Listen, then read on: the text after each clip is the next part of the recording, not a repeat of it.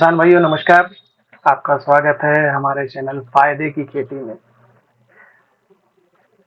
पहले के वीडियोस में हमने जाना कि मिट्टी में, हमारे खेत की मिट्टी में क्या-क्या दिक्कतें धीरे-धीरे जमा होती चली गई हैं।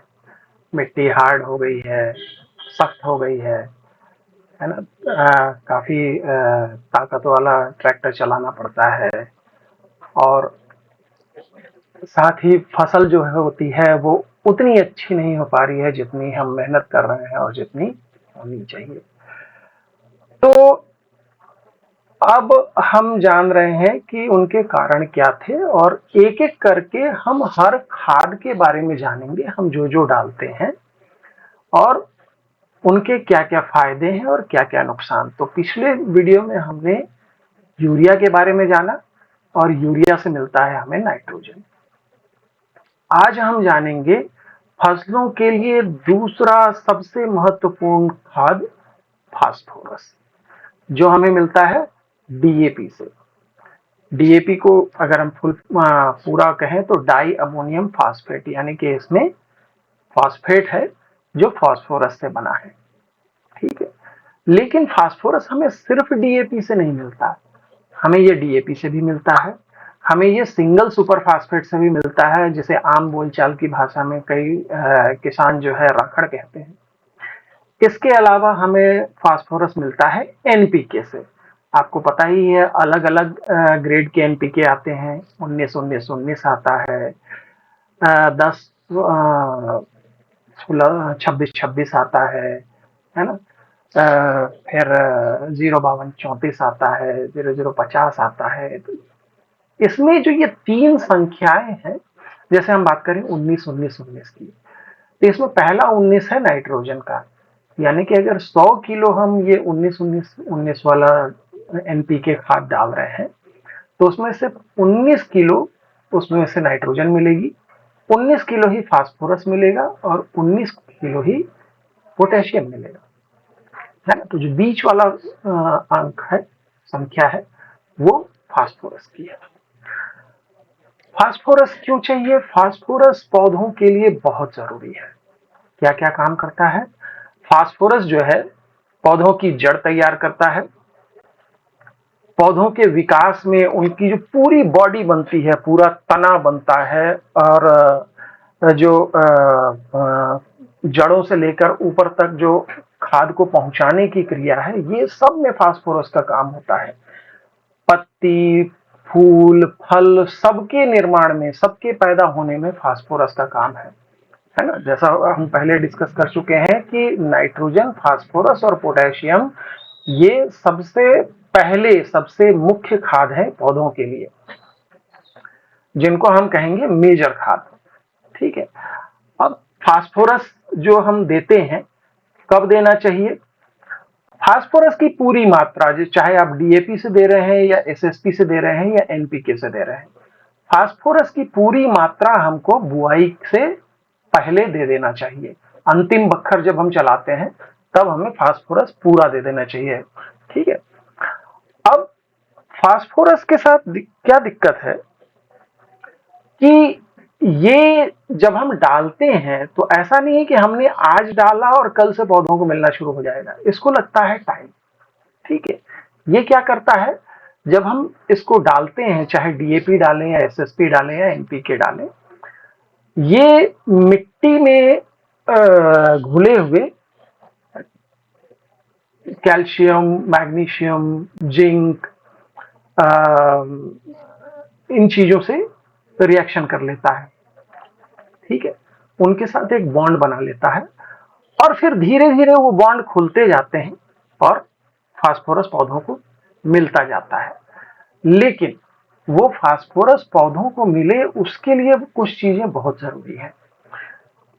यूरिया के केस में हमने बात की थी कि यूरिया जो है, यूरिया से नाइट्रोजन मिलता है और नाइट्रोजन पौधे को लगभग दूसरे तीसरे दिन मिलना शुरू हो जाता है। फास्फोरस को टाइम लगता है। अब फास्फोरस को देने का तरीका क्या है? देखिए, फास्फोरस हम जमीन में जहां भी डालते हैं वहां से वो 1 इंच भी आगे पीछे नहीं सरकता है। ठीक है, इसको हम इस चित्र से समझते हैं। देखिए, अगर हम कहें कि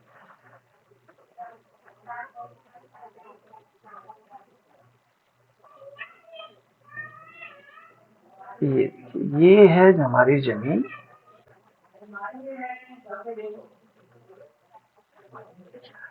अब इस जमीन में मान लीजिए यहाँ पर बीज डाला गया। अब बीज डाला गया तो क्या होगा, यहां से दो चीजें होंगी। यहां से नीचे निकलेगी जड़,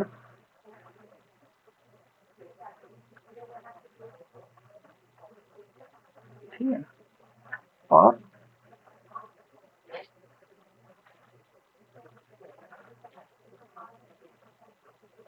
यहां से निकलेगा तना, और तने में निकलेंगी ये पत्तियां।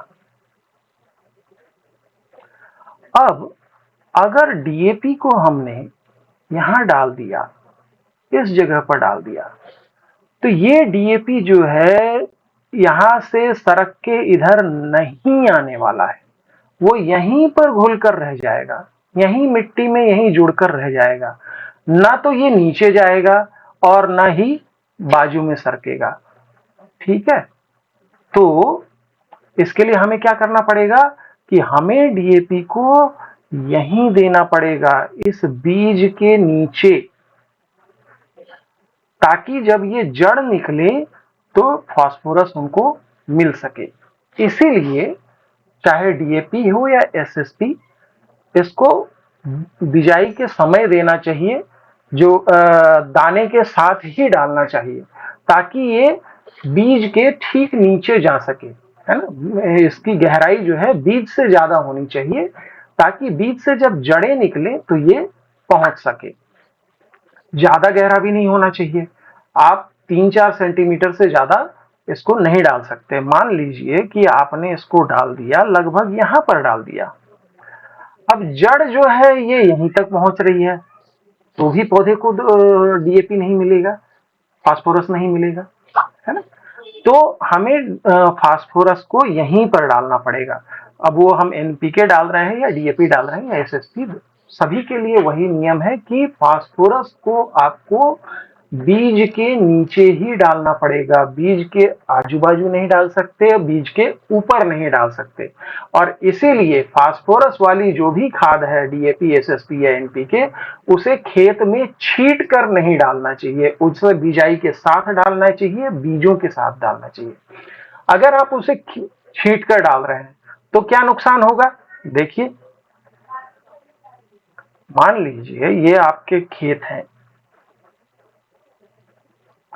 ये आपका खेत है और ये आपने यहां पर बिजाई की है, ठीक है। अब आपने छीट कर डाला तो एक दाना यहां पड़ा, एक यहां पड़ा, एक यहां, यहां, यहां, यहां, यहां। अब ये दाने, जैसा मैंने बताया कि ये जो फास्फोरस है ये अपनी जगह से सरकता ही नहीं है, ये आपके जड़ तक नहीं जाएगा। अगर आपके पौधे की जड़ इन तक नहीं पहुंची तो ये बीच में, ये बिजाई तो आपने यहां की है, इन जगहों पे आपने बिजाई की है, ठीक है, आपके बीज यहां हैं, इन बीजों की जड़ जमीन में जाएगी। लेकिन ये जो बीच में फास्फोरस का दाना पड़ा हुआ है, ये किसके काम आएगा, घास फूस के, खरपतवार के, कचरे के, ठीक है। आप कचरे को न्योता दे रहे हैं इस तरह छीट कर, ठीक। इसीलिए फास्फोरस से संबंधित जो भी खाद है उसे कभी भी छीट कर नहीं डालना चाहिए, उसे हमेशा पौधे के बीज के नीचे डालना चाहिए, बिजाई के समय डालना चाहिए। अब जैसा मैंने बताया कि फास्फोरस वाली जितनी भी खाद होती है वो जमीन में पहले से मौजूद कैल्शियम, मैग्नीशियम, आयरन, जिंक, इनके साथ जाके जुड़ जाता है और एक बॉन्ड बना लेता है, एक जोड़ बना लेता है। अब फास्फोरस पौधों को मिले, इसके लिए वो जोड़ टूटना बहुत जरूरी है। और वो जोड़ कैसे टूटेगा, सिर्फ पानी डाल देने से नहीं टूटेगा, ठीक है। जमीन में ऐसे बैक्टीरिया होते हैं, आमतौर पर होते हैं, जिनको हम कहते हैं फास्फोरस सोल्यूबलाइजिंग बैक्टीरिया, यानी कि फास्फोरस को घोलने वाले बैक्टीरिया। अब हम सालों से अपने खेत में आग लगा रहे हैं, तो वो बैक्टीरिया या तो खत्म हो गए हैं या सुस्त पड़े हैं जमीन के काफी अंदर। ठीक है, तो अगर वो बैक्टीरिया नहीं होंगे तो आप कितना भी फास्फोरस वाला खाद डाल लीजिए, उसका बहुत कम फायदा आपको मिलेगा। तो इसके लिए जरूरी है कि आपके खेत में फास्फोरस सोल्यूबलाइजिंग बैक्टीरिया होने चाहिए। अब अगर अभी नहीं है तो फिर क्या करें? ऐसे बैक्टीरिया जो है बाजार में डब्बे में भी बिकने आते हैं, आप ये देख सकते हैं, फास्फोरस सोल्यूबलाइजिंग बैक्टीरिया। ठीक है, इन बैक्टीरिया का काम क्या है? ये बैक्टीरिया जो है कुछ ऑर्गेनिक एसिड बनाते हैं और एंजाइम्स बनाते हैं, जो फास्फोरस ने जो जिंक, कैल्शियम और मैग्नीशियम और इन सब चीजों के साथ जुड़कर जो जो गठजोड़ बना लिया है, उस गठजोड़ को धीरे धीरे तोड़ते हैं और फास्फोरस पौधों को उपलब्ध कराते हैं। इन बैक्टीरिया को जमीन में जिंदा रहने के लिए ऑर्गेनिक मैटर भी चाहिए, यानी कि या तो आप गोबर की खाद डालें। इसके अलावा जो पिछली फसल के अवशेष हैं उन्हें भी प्लीज जलाएं नहीं, उनको भी जमीन में मिला दें, वो इन बैक्टीरिया के काम आते हैं। ये उन अवशेषों को या गोबर की खाद को खाकर ये जिंदा रहते हैं और हमारे लिए फायदा क्या पहुंचाते हैं? फास्फोरस को पौधों तक पहुंच सके, उसमें ये सहायता करते हैं। तो फास्फोरस सोल्यूबलाइजिंग बैक्टीरिया अपने खेत में डालिए, तो आपको पूरा जो फास्फोरस आप दे रहे हैं वो पूरा आपके पौधे के काम आ सकेगा। ठीक है, अब हम बात करते हैं फास्फोरस के लिए जो हमने अभी डिस्कस किया, डीएपी से मिलता है, एसएसपी से मिलता है और एनपीके से मिलता है। डीएपी में डाई अमोनियम फास्फेट उसका पूरा नाम है।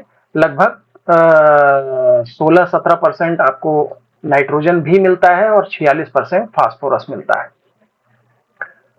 एसएसपी में सिंगल सुपर फास्फेट में लगभग 16% के करीब फास्फोरस मिलता है, 12-13% कैल्शियम मिलता है और 15-16% करीब सल्फर मिलता है। और एनपीके में तो फिर नाइट्रोजन, फास्फोरस और पोटेशियम तीनों मिलते हैं। तो आपको आपकी फसल में पहले देखना पड़ेगा, सबसे पहले जमीन की टेस्टिंग कराइए, ये जानिए कि आपकी मिट्टी में कौन सी चीजें पर्याप्त हैं और कौन सी खाद की कमी है। इसके आधार पर आप तय कर पाएंगे कि फास्फोरस वाली खाद आपको कितनी डालनी है। अब उसके हिसाब से आप फिर तय करेंगे कि अगर डीएपी डाल रहे हैं तो कितना डालना पड़ेगा, एसएसपी डाल रहे हैं तो कितना डालना पड़ेगा और एनपीके डाल रहे हैं तो कितना डालना पड़ेगा। एक एक करके हम उदाहरण समझते हैं। जैसे डीएपी है, मैंने बताया 46% उसमें फास्फोरस होता है, यानी कि अगर आप 100 किलो डीएपी डाल रहे हैं तो उसमें 46 किलो फास्फोरस है।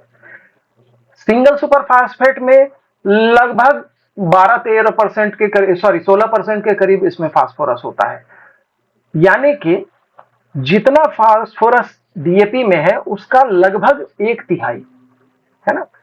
तो जितना आप डीएपी डालते हैं, अगर उसकी जगह एसएसपी डालते हैं तो आपको 3 गुना एसएसपी डालना पड़ेगा। और एनपीके में जो वो संख्या दी हुई है, अब जैसे अगर हम बात करें 10-26-26 की, तो उसमें 10 किलो, 100 किलो अगर 10-26-26 डालते हैं तो उसमें 10 किलो नाइट्रोजन है, 26 किलो फास्फोरस है और 26 किलो पोटेशियम है। तो इस तरह से आप मात्रा के हिसाब से तय कर सकते हैं कि आपको कौन सी खाद डालनी है और कितनी डालनी है। अगर मेरी पर्सनल राय कहूं तो मेरे हिसाब से सबसे अच्छी चीज डालने की जो है वो है सिंगल सुपर फास्फेट, क्योंकि उसमें 3 चीजें मिल जाती हैं, फास्फोरस, कैल्शियम और सल्फर। तो सिंगल सुपर फास्फेट डालना सबसे अच्छा होता है। ये सस्ता भी आता है। ठीक है, डीएपी महंगा है। सरकार भी चाहती है कि किसान जो है सिंगल सुपर फास्फेट का उपयोग करें, डीएपी का उपयोग कम करें, क्योंकि सरकार को भी महंगा पड़ता है। ये पूरा विदेश से मंगाया जाता है, अपने देश में होता नहीं है। लेकिन सिंगल सुपर फास्फेट के लिए जो फास्फेट पत्थर चाहिए वो अपने देश में होते हैं। तो सरकार भी चाहती है किसान सिंगल सुपर फास्फेट यूज करें। मेरी पसंद सिंगल सुपर फास्फेट इसलिए है क्योंकि उसमें फास्फोरस और कैल्शियम दोनों की पूर्ति होती है ना, सल्फर की भी पूर्ति होती है। तो आप कौन सी खाद डालेंगे ये आपके ऊपर है। तो ये थी फास्फोरस की पूरी जानकारी। अगर आपको मेरी बताई हुई जानकारी पसंद आ रही है और ये जानकारी आपके काम आती है तो मुझे बहुत खुशी होगी। मेरी सलाह है, रिक्वेस्ट है कि आप इस चैनल को देखिए, अपने दोस्तों के साथ, अपने किसान भाइयों के साथ शेयर कीजिए और इस चैनल को सब्सक्राइब जरूर कीजिए ताकि हम इसी तरह की जानकारी भरी बातें आपके सामने लाते रहें। नमस्कार।